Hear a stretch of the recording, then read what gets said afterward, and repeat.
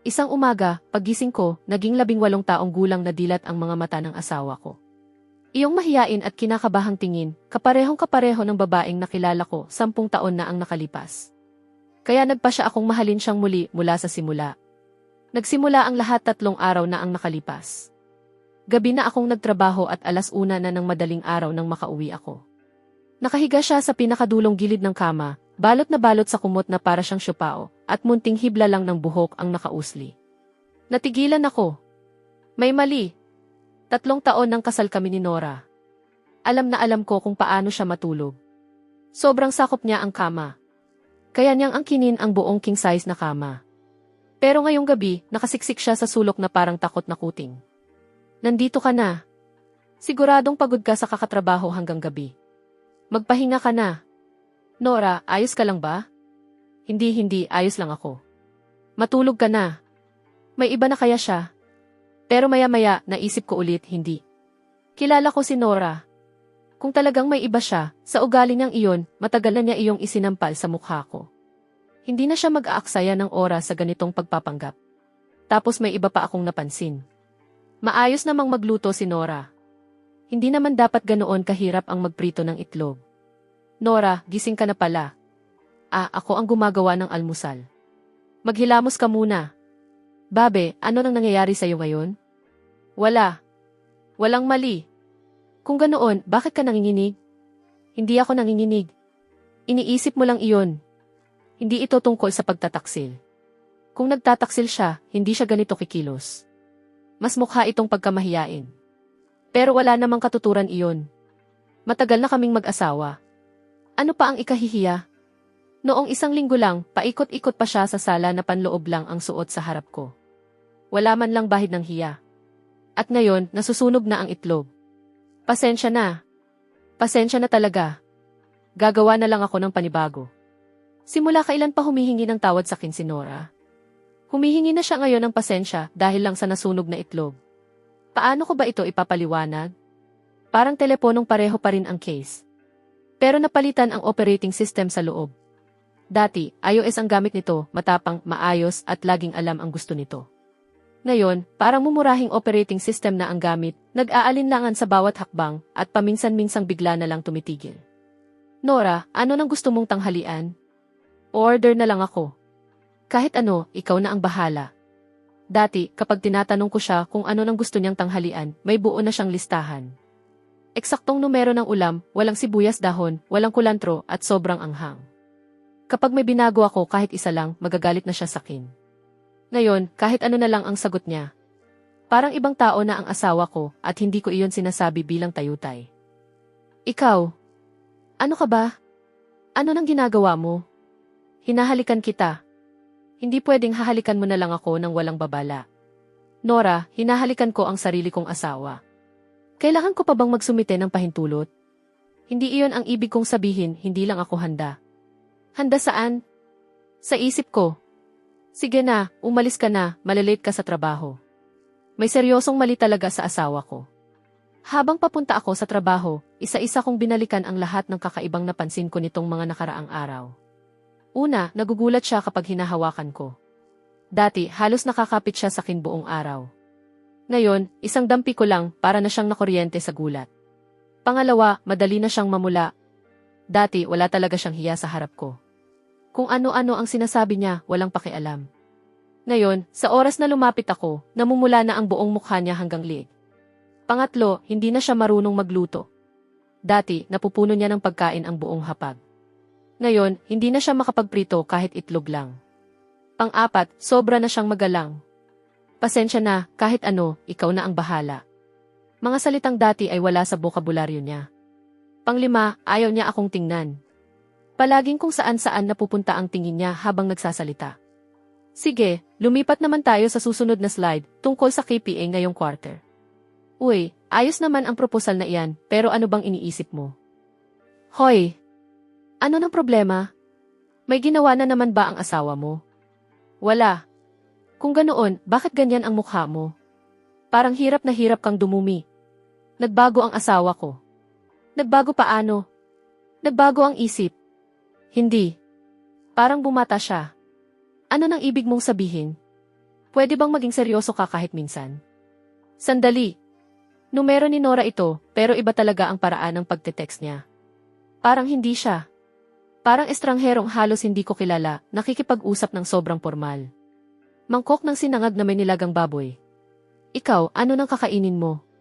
Sinasabi ng asawa ko na hindi raw siya marunong magluto.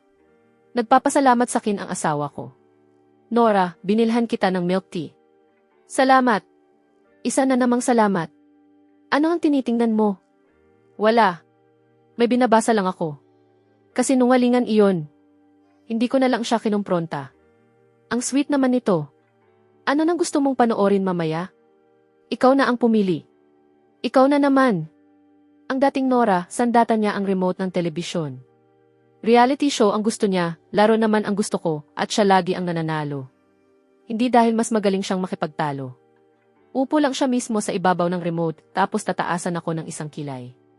Kapag nanonood ako ng laro, katabi ko siyang upo at taasarin ang bawat manlalaro ng walang tigil.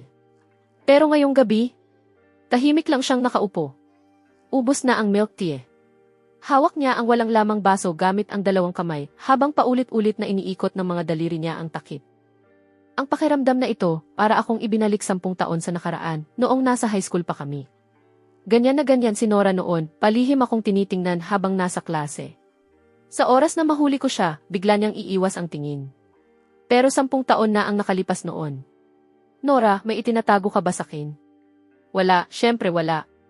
Gaya ng ano? Wala akong itinatago. Talaga, bakit mo naman biglang natanong? Kasi hindi ka na tulad ng dati nitong mga nakaraang araw. Ano nang ibig mong sabihin? Normal lang naman ako. Dati, nagsusuot ka ng sando na manipis ang strap sa harap ko nang wala kang pakialam. Ngayon, hanggang lieg ang pagkakabutones ng pantulog mo. Eh ano naman? Malamig. Taglagas na. Nakaset sa 79 na degree ang aircon. Malamig pa rin. Tama na, wag mo akong tingnan ng ganyan. Nang paano? Ganyang tingin. Iyong paraan ng pagtitig mo. Tinitingnan ko lang ang sarili kong asawa. May problema ba roon? Wala. Kung ganoon, mag-relax ka. Salamat. Sa loob ng 3 araw na ito, ni minsan hindi siya ang unang lumapit para makipaglapit sa akin. Dati, nakakapit siya sa akin na parang koala. Ngayon, sinisigurado niyang may halos 2 talampakang layo sa pagitan namin sa lahat ng oras. Lalo akong naniniwalang ibang kaluluwa na ang nasa loob ng babaeng ito. Pero wala akong patunay. Social media manager ang trabaho ni Nora. Nakakatipa siya ng 120 salita kada minuto. Ngayon, isa-isa niyang pinipindot ang keyboard gamit ang lahat ng 10 daliri. At ito ang dati niyang social media account noong high school. Naalala pa rin niya ang password. Binasa ko. Nagising ako at 10 taon na ang lumipas. Ang lalaking kulelat sa klase namin, siya na pala ang asawa ko ngayon. Hindi pa ako nagkakaroon ng nobyo. Ano nang gagawin ko? Esos! Ang ayos naman ng sagot, tanga. Binasa ko ulit, salita sa bawat salita. Nagising ako at 10 taon na ang lumipas. Ang lalaking kulelat sa klase namin, siya na ang asawa ko ngayon. Hindi pa nga ako nakikipag-date kahit minsan. Lalandi ba talaga ako sa kanya ngayon? Dapat ba akong tumawag ng pulis? Tumawag ng pulis? Dahil magkatabi kami sa kama ng sarili kong asawa? At iniisip niyang tumawag ng pulis laban sa akin. Sige na nga. Pogi naman siya. Pero hindi iyon ang punto. Kahapon lang, literal na naglabing 8 taong gulang ako. Nagising lang ako, tapos bigla akong 28. At kasal pa ako sa, alam mo ba kung gaano kasama ang mga grado niya? Kulelat siya sa buong klase. Tapos kahit paano, nakapasok pa siya sa kolehiyo. 2 lang ang posibleng paliwanag. Una, may kalokohang binabalak si Nora. Pangalawa, talagang bumalik sa edad na 18 ang kaluluwa ng asawa ko. Kung una ang totoo, hindi siya ganoong klase ng tao. Wala pang 200 contact ang lumang account na ito. Kung pangalawa naman, may saysay na ang lahat. Lahat ng kakaibang napansin ko. Bigla na lang nagkaroon ng paliwanag ang lahat. Salamat. Ano nang gagawin ko? Diretsahin ko na ba siya at sabihing nabasa ko iyon? Hindi. Kung haharapin ko siya agad at talagang bumalik sa edad na 18 ang kaluluwa niya, kapag sinabi kong alam ko na, siguradong matatakot siya. At may isa pa akong naisip, isang bagay na hindi ko dapat iniisip. 28 na ako, 18 ang kaluluwa niya, pero 28 pa rin ang katawan niya. Sa teknikal na usapan, hindi ba parang kasama ko ang isang babaeng kakatatungtong lang sa hustong gulang? Hindi. Napakasamang isipin yon. Nagpasya ako. Wala akong sasabihin. Magpapanggap akong walang alam, dahan-dahan lang. Unti-unti ko siyang muling mamahalin. Nora, gising ka na. Weekend naman, gusto mo bang lumabas tayo? Saan? Manood ng scene. May bagong palabas na nakakatakot. Hindi ba paborito mo ang mga horror? Paano mo nalamang gusto ko ang mga horror? Ikaw ang nagsabi noon. Umalis tayo ng alas 10, mag-brunch muna tayo, tapos manood ng palabas sa hapon. Magbihis ka ng maganda. Dadalhin kita sa magandang lugar. Magbihis ka ng maganda. Sa matagal ng mag-asawa, walang dating ang mga salitang iyon.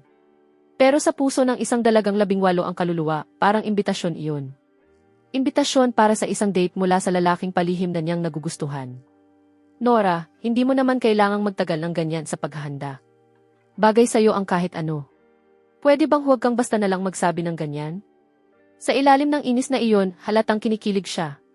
Hindi niya alam kung paano tatanggapin ang papuri. Ang 28 taong gulang na si Nora, laging itim o madidilim na kulay ang suot.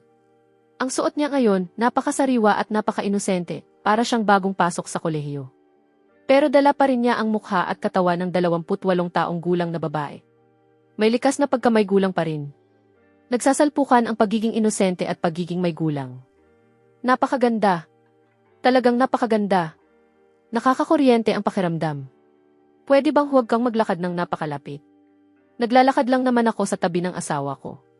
Ano nang masama roon? Ikaw, doon ka sa kabila. Sa labas, malapit sa kalsada naglalakad ang lalaki para maprotektahan ang kasama niya. Palit tayo ng pwesto. Palagi mo bang ginagawa iyan? Ginagawa ang alin? Iyong naglalakad ka sa may gilid ng kalsada. Ginagawa mo rin ba iyan noong may dinedate ka pa? Ano nang gusto mong kainin? Ito na lang. Ang mahal ng lahat ng nasa menu. Muntik na akong matawa. Ang 28 taong gulang na si Nora, hindi nagdadalawang isip kumastos ng pera ko. Noong isang buwan lang, bumili siya ng bag na nagkakahalaga ng $400 nang hindi man lang kumurap. Pero ang 18 taong gulang na si Nora ay estudyante pa lang ng high school, walang sariling kita. Para sa kanya, malamang katumbas na ng isang linggong baon ang $20 na set meal. Mahal, umorder ka lang ng gusto mo. Kasama mo ang asawa mo. Bakit ka pa nagpipigil? Sige, ito na lang ang kukunin ko. Umorder ka pa kung hindi sapat. Sapat na ito talaga. Ang 28 taong gulang na si Nora, kumakain ng sushi na parang sanay na sanay.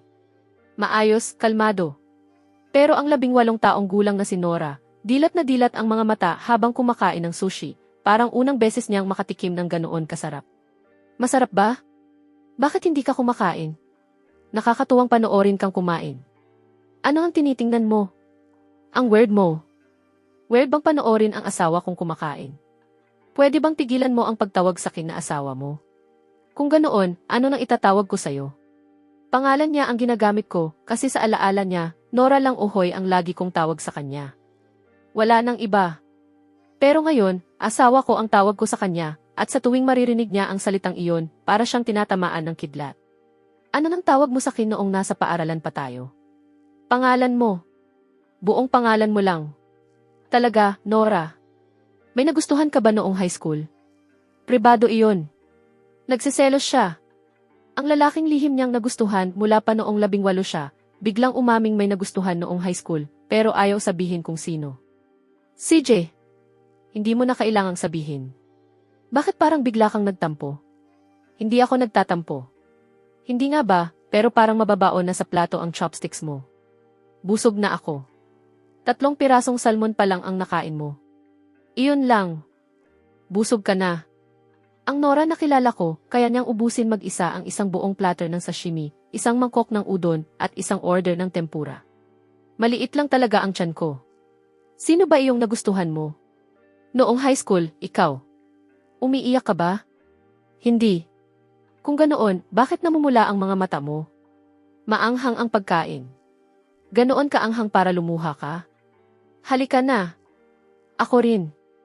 Wala akong binabalak. May gusto lang talaga akong subukan. Ang 18 taong gulang na si Nora kaya, siya pa rin ba ang dating babaeng kumakain ng butong mirasol habang nanonood ng horror nang hindi man lang kinakabahan? Dahil kung natatakot siya, magkaiba ang Nora na napanood na ang halos lahat ng horror at ang Nora na kakaunti pa lang ang napapanood. Hindi ako natatakot. Kung ganoon, gusto ko nang umalis. Ayoko nang manood. Huwag kang matakot. Nandito lang ako. Sa sandaling ito, pakiramdam ko may ginagawa akong kalokohan. Asawa ko siya. Wala namang mali rito pero pakiramdam ko may ninanakaw ako. Parang ninanakaw ko ang tibok ng puso ng isang 18 taong gulang na babae. Dapat pala hindi na lang tayo nanood ng scene. Dati, gustong-gusto mo ang mga horror. Dati? Anong dati? Ang ibig kong sabihin, nagbabago ang panlasa ng tao habang tumatagal. Muntik na akong mabuking. Tayo namang uminom. Sige, ano nang gusto mo? Ikaw na ang pumili. Hindi ka pipili? Hindi ko na alam kung ano nang uso ngayon. Hay, isang peach oolong tea nga po. Nadulas siya. Sa salitang uso, nahuli niya ang sarili niya. Kung normal siyang 28 taong gulang, paano niya hindi malalaman kung anong mga inumin ang sikat ngayon? Naku, ang sarap nito. Kapag ang 28 taong gulang na si Nora ang nakatikim ng masarap, simpleng teka lang ang sasabihin niya, tapos ayos lang. Pero ang 18 taong gulang na si Nora, biglang liliwanag ang mukha, sisigaw ng ang sarap nito at hindi na mapigilang humigop ng humigop. Huwag ka munang pumasok. Bakit naman ako papasok sa banyo? Dati sabay tayong naliligo. Sa totoo lang, ikaw pa nga ang humihila sa akin papasok. Ngayon, malinaw na ang hangganan pagdating sa banyo. CJ, ikaw na muna. Sinasabi ko lang ng maaga. Napakahalaga nito. Talagang napakahalaga. Isinusulat niya ang lahat tungkol sa date namin ngayon sa luma niyang social media account. Bawat salita, punong-puno ng kaba at kilig ng isang 18 taong gulang na babaeng unti-unting nahuhulog sa lalaking matagal na niyang gusto. Hindi siya nakatulog buong gabi dahil nakapatong ang kamay ko sa baywang niya. Yakap ko lang siya gaya ng lagi kong ginagawa dahil nakasanayan ko na. Para sa akin, wala namang nagbago. Pero para sa kanya, iyon ang unang beses sa buong buhay niya na niyakap siya ng isang lalaki ng ganoon. Siguradong halos lumundag sa sobrang bilis ang tibok ng puso niya. Ikaw ang hanging nagbibigay buhay sa akin. Kapag wala ka, halos hindi ako makahinga. Pero ikaw rin ang distansyang pinakakinatatakutan kong mawala. Magdamag akong gising sa pananabik na hindi ko pa kailanman naramdaman. Parang may natagpuan akong lihim na diary na tungkol sa akin. Bawat pahina, ako ang laman. Wala siyang ideyang binabasa ko ito. Tahimik niyang isinusulat ang bawat tibok ng puso niya dahil sa akin, sa paraang hilaw at tapat na tanging isang 18 taong gulang lang ang kayang magsulat. Maligo ka na, Nora. Bukas, tuturuan kitang magluto. Bakit bigla? Hindi ba parang hindi na tulad ng dati ang luto mo nitong mga nakaraan? Tutulungan kitang maibalik iyon. CJ, napaka-cute niya. Ngayon, gagawa tayo ng ginisang kamatis at itlog. Madali lang. Unahin mong basagin ang mga itlog. Okay. Huwag kang mag-alala, pulutin mo na lang ang balat gamit ang chopsticks. Hindi na pala. Itapon mo na iyan at magsimula ulit. Bobo ba ako? Hindi. Ganyan naman ang lahat sa unang beses nilang gumawa nito. Ang ibig kong sabihin, sa unang beses nilang magluto ng ulam na ito. Mas magaan, ganito. Tama, yan mismo. Tapos ano? Lagyan mo ng asin. Gaano karami? Mga ganito karami. Higpitan mo ang hawak. Ayos. Dahan-dahan lang, pantayin mo ang hiwa. Magaling. Kaya ko na mag-isa. Hindi mo na kailangan. Huwag mong gawing iyan. Ano?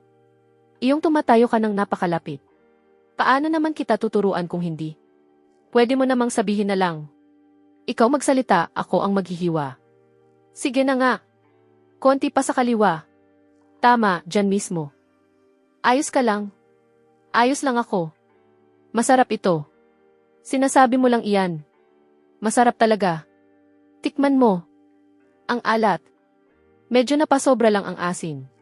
Sa susunod, bawasan mo lang. Alam mo nang maalat, sinabi mo pa ring masarap. Kahit anong lutuin ng asawa ko, masarap. Parang natunaw ang puso niya. Alam mo ba kung gaano kaka-cute? Ang gwapo ng bida. Grabe, ano bang meron sa kanya? Hindi ba siya gwapo? Ayos lang. Kung ganoon, sino sa tingin mo ang gwapo? Ako. Ang kapal naman ng mukha mo. Ano? Hindi ba't pinakasalan mo ako dahil gwapo ako? Maaaring tawagin iyan ng isang social scientist na paglalambot ng likas na pagiging mapag-angkin. Para sakin, laro lang iyon. Good night. Unang beses na magkahawak kamay? Hindi rin. Libo-libong beses na kaming nagkahawak kamay. Pero para sa kanya, unang beses pa lang iyon. Mas masarap pa ito kaysa sa kahit anong reality dating show kasi ako mismo ang nabubuhay rito. Karaniwan lang ang mga mensahe niya. Simple lang. Pero bawat isa ay may kasamang tahimik at maingat na kaba, parang sinusubukan muna niya kung ligtas bang lumapit. Busy ka ba sa trabaho ngayon? Ang ganda ng panahon ngayon, gusto mo bang maglakad tayo? Anong klaseng noodles ang gusto mo, maanghang o hindi? Binabalikan niya ang mga lumakong post para alamin ang mga gusto ko. Napaka-cute talaga. Sobrang cute na gusto ko na siyang guluhin ang buhok. Tiningnan ko ang mga lumamong post, mukhang mahilig ka talaga sa maanghang. Masarap. Iyan ang lagi mong sinasabi. Kasi sa tuwing sinasabi ko iyan, totoo naman. Pwede mo ba akong bigyan ng tapat na marka? Tapat na sagot. Nadurog ang tokwa. Hindi maganda ang itsura, pero masarap ang lasa. Tama lang ang anghang. 7 sa 10. 7 lang sa 10. Mataas na talaga ang 7. Ibig sabihin, unti-unti na siyang nagbubukas ng loob. Hindi pa rin niya alam kung paano lumandi pabalik, pero hindi na siya umiiwas. Umuwi ka ng maaga ngayon, ha? Hindi ako santo. Pero sa ngayon, kailangan kong magpigil. Nakauwi ka na. Nangako kang maaga kang uwi. Maliligo lang muna ako. Sandali. May nadaanan akong tindahan ng alahas at nakita ko ito. Naisip kong babagay ito sa'yo. Heto. Para sakin. Kanino pa ba? Pero wala namang okasyon. Kailangan ba tuwing may okasyon lang nagbibigay ng regalo? May ganoon bang batas? Salamat. Bagay ba? Tama, bagay na bagay. Sa sandaling iyon, may naisip ako. Kung posible lang, gugustuhin kong manatili siyang ganyan habang buhay na may kaluluwang 18 taong gulang. Siyempre, mali ang isipin iyon. Pero ang ngiti niya, napakalinis. Napakapuro. Sa wakas, sinagot mo rin. Ano nang nangyari? Ano nang ibig mong sabihin? May nangyari ba? Sa bahay, nag-trip ang circuit breaker. Tapos biglang lumakas ang ingay ng water heater. Sobrang natakot ako, tapos namatay pa ang lahat ng ilaw. Huwag kang magpanik. Nag-trip lang ang breaker. Nasa tabi ng lagayan ng sapatos, malapit sa pintuan ang breaker box. Buksan mo ang panel. Nakita ko na, pero hindi ko alam kung alin ang iaangat. Pangatlo mula sa kaliwa. Iangat mo. Alin ang kaliwa?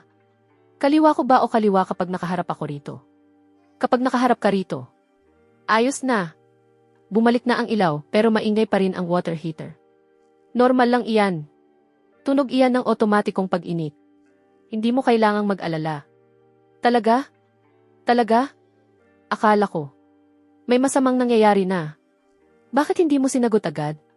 Ang dami kong tawag. Nasa meeting ako. Nakasilent ang telepono ko.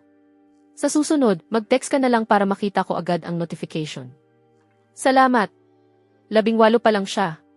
Bigla siyang napunta sa bahay na hindi niya kilala, hindi alam kung paano gamitin ang mga gamit, hindi pamilyar sa telepono, walang alam sa mga appliances, at kung lalabas siya, hindi niya man lang alam ang mga daan. Circuit breaker, water heater, washing machine, microwave, lahat ng iyon ay pawang mga bagay na hindi pamilyar sa isang 18 taong gulang. At 9 na araw niya iyong tiniis ng mag-isa, ni isang salita wala siyang sinabi sakin, hanggang ngayong araw na hindi na niya kinaya. Ano ng problema? Wala ka ng meeting ngayon, hindi ba? Wala na. Bakit? Wala. Tinatanong ko lang. At doon pa lang, alam ko na. Bakit ang aga mong umuwi? Hindi ba dapat nasa trabaho ka pa? Silly girl. Sa susunod, kapag natatakot ka, tawagan mo lang ako. Huwag mong tiisin ng mag-isa. Hindi ko naman tiniis. 14 na missed call. Ibig sabihin yan, takot na takot ka. Hindi lang ako sanay na mag-isa sa bahay. Simula ngayon, subukan mong umuwi ng mas maaga. Hindi na kailangan. Hindi na ako bata. 18 ka. Hindi dapat iniiwang mag-isa sa bahay ang menor de edad. Sino ang pinakamalapit mong kaibigan noong high school? Leon. Iyong mataba. Iyong laging nahuling kumakain ng baon sa klase. Mataba nga talaga si Leon noong high school, pero payat na siya ngayon. Pero sa alaala niya, iyon pa rin ang matabang batang kilala niya. Hindi na siya mataba. Mas payat na siya. Malaki ang ipinayat niya pagkatapos ng graduation. Ano ng trabaho niya ngayon? Nagtayo siya ng kumpanya. E-commerce. Ano ng e-commerce? Noong 2014, bilang isang 18 taong gulang, hanggang online shopping sites lang ang alam niya tungkol sa e-commerce. Wala pa siyang ideya tungkol sa live selling. Pagbebenta lang ng mga produkto online. Ikaw naman, ano ng trabaho mo ngayon? Arkitekto. Nag-aral ka ng arkitektura? Arkitektura ang kursong tinapos ko sa kolehiyo. Tama, pero sa mga grado mo? Nagtataka ka kung paano ako nakapasok kahit ganoon kababa ang mga grado ko, hindi ba? Binawi ko iyon noong huling taon. Ha? Binawi mo? Tama. Kasi isang araw, narinig kitang nagsabi sa kaibigan mo na gusto mo ang mga lalaking matataas ang grado. Iyon lang ang kailangan para sipagin ang isang lalaki. Kasimple lang. Siyempre, hindi ko sinabi iyon ng malakas. Kung ganoon, bakit ka biglang nagsumikap noong taong iyon? Bigla na lang akong natauhan noong huling taon. Mula sa pagiging kulelat, umangat ako hanggang sa anong ranggo nga ba? Nasa 10 nangunguna sa klase, yata. Sinungaling. Maniwala ka man o hindi, 19 ang nakuha mo sa isang pagsusulit sa matematika noong 3 taon. Kasi lahat ng multiple choice, letra C ang isinagot ko. Kung ganoon, paano mo? Hulaan mo. Huwag mong sabihing dahil sa isang babae. Iyong dramang, magbabago ako para sa'yo. Ano nang tingin mo? Kung sinabi mo talaga iyan ng harapan, sasabihin kong sobrang cheesy. Kung ganoon, hindi ko nasasabihin. Sabihin mo. Nasabi ko na. Hindi pa. Tinatanong kita kung ganoon ba talaga. Kung ganoon, dahil ba? Dahil sakin. Nagsimula akong mag-aral ng mabuti noong huling taon dahil narinig kitang nagsabi sa kaibigan mo na gusto mo ang mga lalaking matataas ang grado. Masarap ito. Hindi ko na nasobrahan ang asin ngayon. Huwag mong ibahin ang usapan. Hindi ko iniiba ang usapan. Pinupuri ko lang ang luto mo. Totoo ba ang lahat ng sinabi mo? Pwede bang tigilan mo ang biglaang mga banat na ganyan? Bakit? Hindi kinakaya ng puso ko. Tinitingnan mo ang telepono ko. Hawak mo yun sa harap ko, paano ko maiiwasang makita? Teka, dapat ipinikit mo ang mga mata mo. Hindi naman ganoon kakapal ang talukap ng mata ko. Wala naman akong nakita. Kitang-kita mo. Ano nga nakita ko?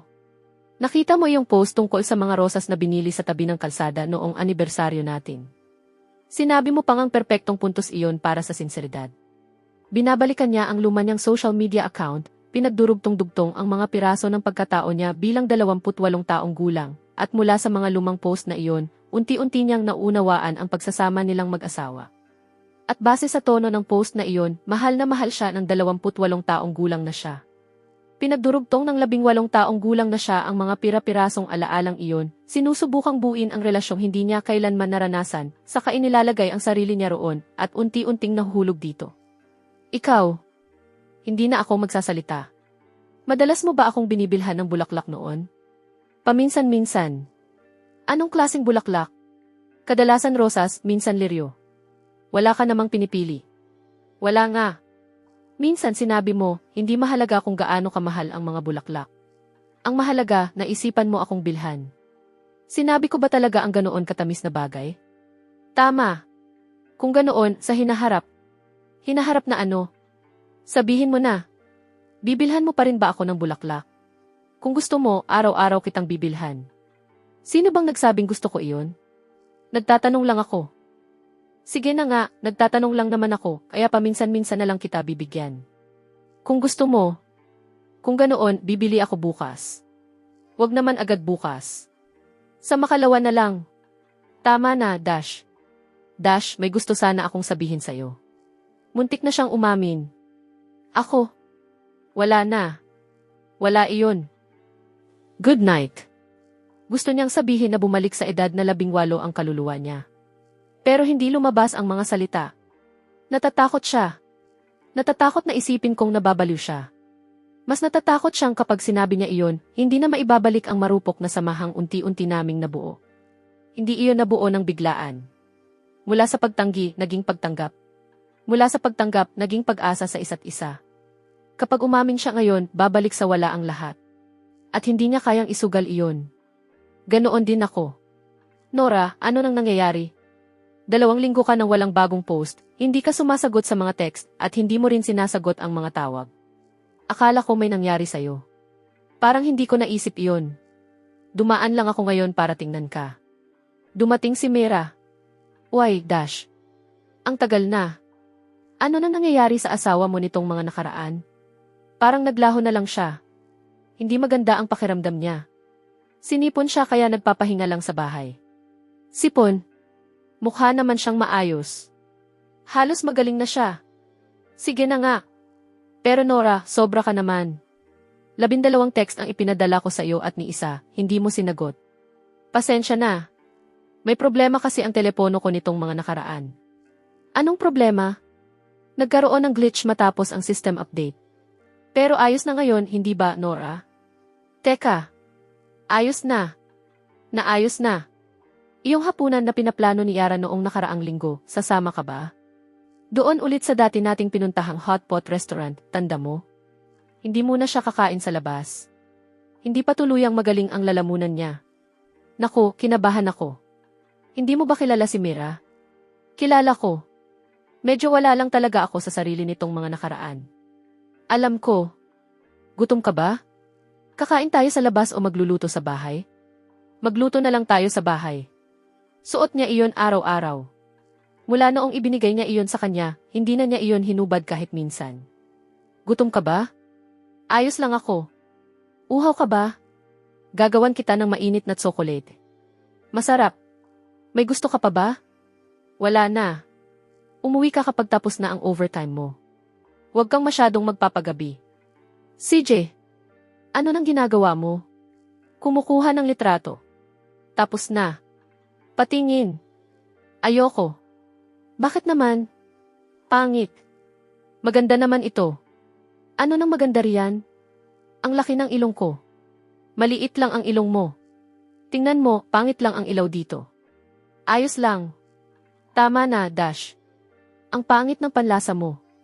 Ano naman ang kukunan ko para sa'yo? Halika. Tumayo ka sa tabi ng bintana. Maganda ang ilaw. Huwag kang gagalaw. Umiti ka. Paano ba ako karaniwang umiti? Hindi ko alam. Sino ba kasing iniisip kung paano umiti habang nakangiti? Kung ganoon, mag-isip ka ng isang masayang alaala. Gaya ng ano? Gaya noong unang beses mong uminom ng peach oolong tea. Sige, tingnan mo ito. Ako ba talaga iyan? Sino pa ba? Bakit mas maganda pa ito kaysa sa mga selfie ko? Kasi ako ang kumuha. Kapal ng mukha mo. Ako. Naghahanap lang ako ng isusuot. Bakit wala kang suot? Hindi mo ba pwedeng kunin muna ang damit mo bago ka lumabas dito? Kwarto naman natin ito. Pero magbihis ka na. Bilisan mo. Tapos na. Pwede bang mas mag-ingat ka na mula ngayon? Mag-ingat saan? Mag-ingat sa pananamit mo. Kailangan ko pa bang humingi ng pahintulot para maglakad ng hindi bihis sa sarili kong bahay? Ano? Hindi pa ba sapat ang 2 tingin? Maghubad ba ulit ako para makatingin ka pa ng isa pang beses? Paano ko ba ipapaliwanag ang pakiramdam na ito? Parang nagtataksil siya sa asawa niya. Pero ang babaeng pinagtataksilan niya ay asawa niya rin. At ang asawa niyang iyon ay isang 18 taong gulang na babae, mausisa at mahiyain sa lahat ng bagay. Ang halo ng ipinagbabawal na kilig at tamis na ito. Nakakaadik. Oras na para matulog. CJ. Dash, maayos naman ang katawan mo, hindi ba? Hinalikan mo ba ako ngayon? Hinalikan kita kaninang umaga bago ako umalis. Sa noo. Alam ko iyon, kaya nga bakit ko pa itatanong. Paano naman ngayon? Nanghihingi siya ng halik. Tinatanong ng 18 taong gulang na si Nora kung hahalikan ba siya ngayon. Ngayon? Hindi mo pa ginagawa ngayon. Iyong totoong halik. Anong klaseng halik? Iyong sa labi. Hindi iyon ang ibig kong sabihin. Tingnan mo, Nora. Kung may gusto ka mula ngayon, sabihin mo na lang ng direkta. Hindi mo na kailangang magpaligoy-ligoy. Sino bang nagpapaligoy-ligoy? Pakiramdam ko lang. Parang may hindi ka pa nagagawa ngayon. Ano naman iyon? Iyong araw-araw na check-in. Ah, ikaw na pala ang bahala sa araw-araw kong check-in. Natapos mo na bang mag-check? Tama. Kinumusta lang kita. Tapos na ba? Sigurado kang hindi mo kailangan ng pangalawang check. Hindi na. Pagkatapos nilang maghalikan noong hapong iyon, pakiramdam niya ay parang lalabas na sa dibdib ang puso niya sa sobrang bilis ng tibok. Normal lang ba na hindi makatulog buong gabi matapos ang unang halik sa edad na 18? Bakit hindi ka kumatok? Sala ito. Wala ka naman sa kusina. Kakatapos ko lang magbuhos ng tubig. Huwag kang tumingin.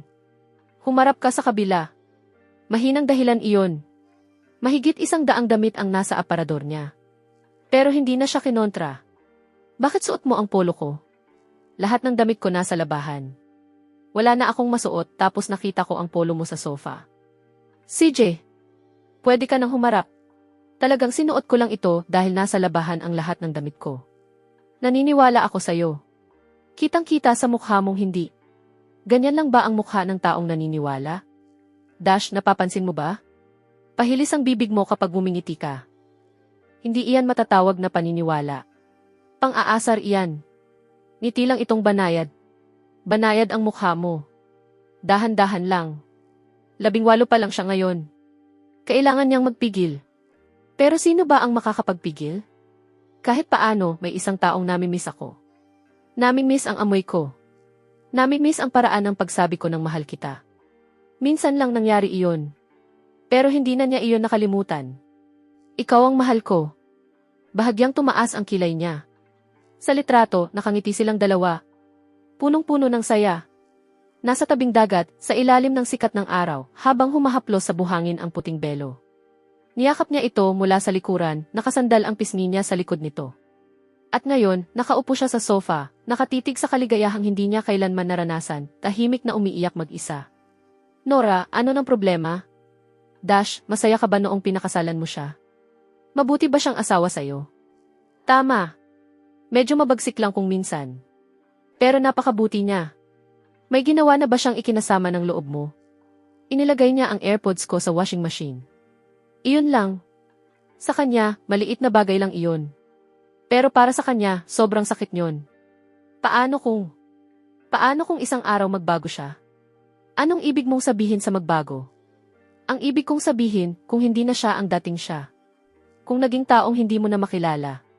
Matatanggap mo pa rin ba siya? Basta si Nora pa rin siya. Iyon lang ang mahalaga.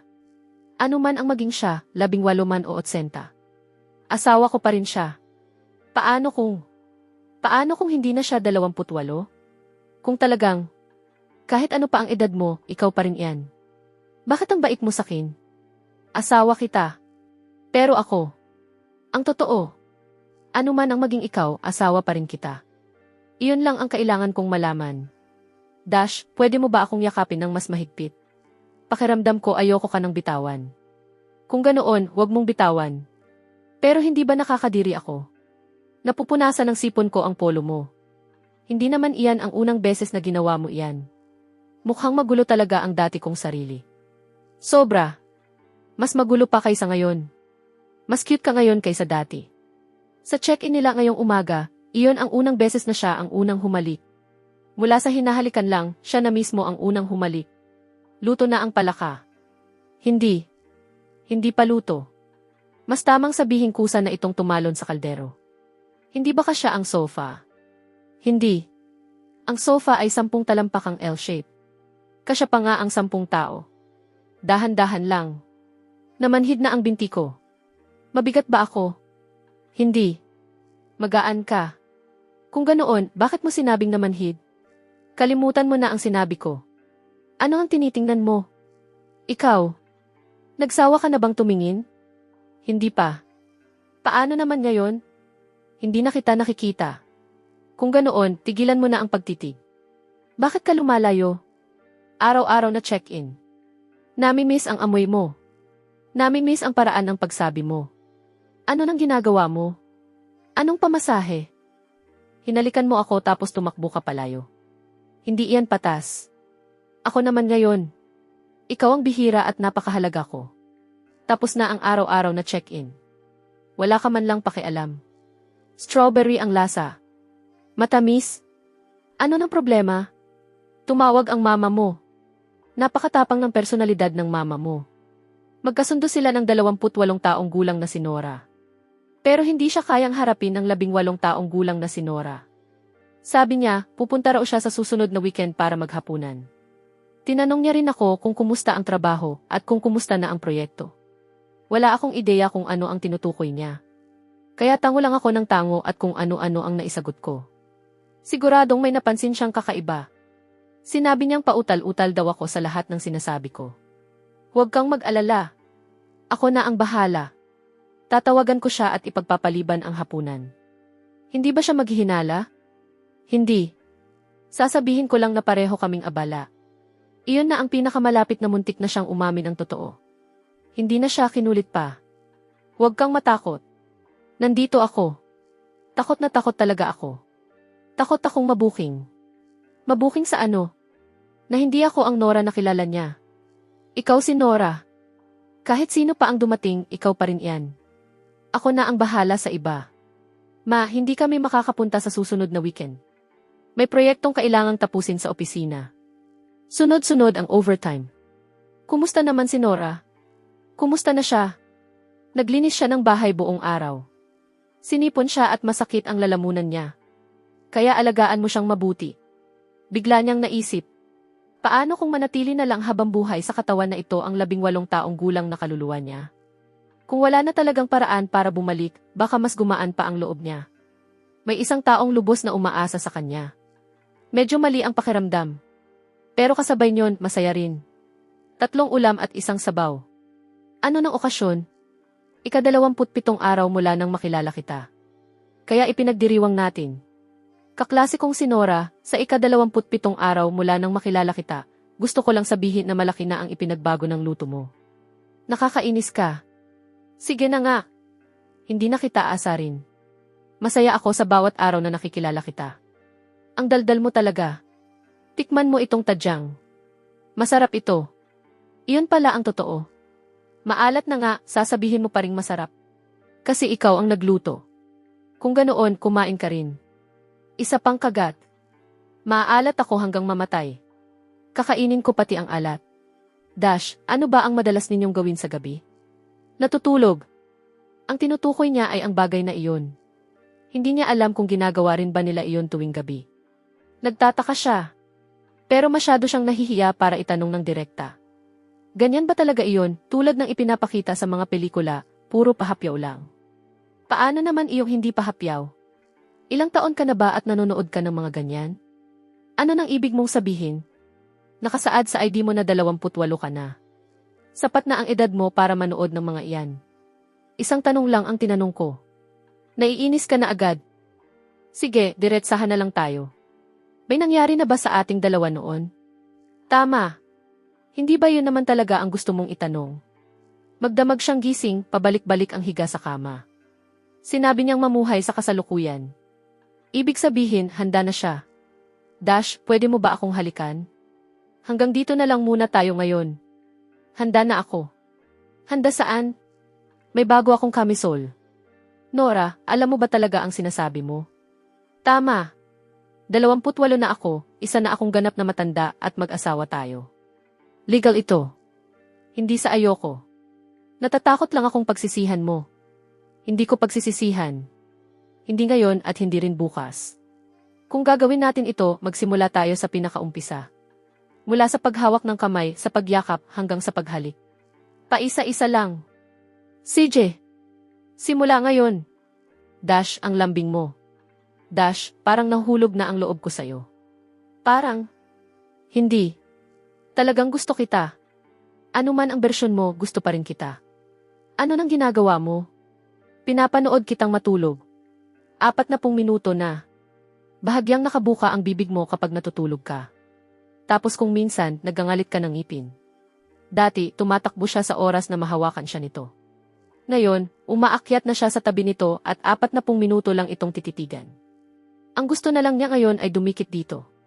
Halikan mo ako. Iyon na. Talo na siya. Sa sandaling nahulog ang loob ng 18 taong gulang na si Nora. Mas porsigido pa siya kaysa sa 28 taong gulang na si Nora. Kapag nagustuhan niya ang isang tao, wala nang atrasan.